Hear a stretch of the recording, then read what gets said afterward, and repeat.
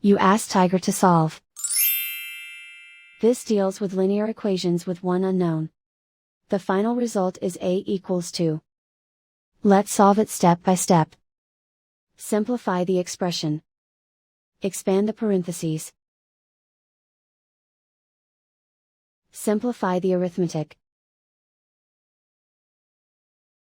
Group all constants on the right side of the equation. Subtract 2 from both sides. Simplify the arithmetic.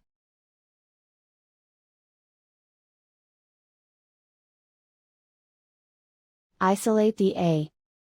Divide both sides by 2. Simplify the fraction. Find the greatest common factor of the numerator and denominator. Factor out and cancel the greatest common factor. And so the final result is a equals 2.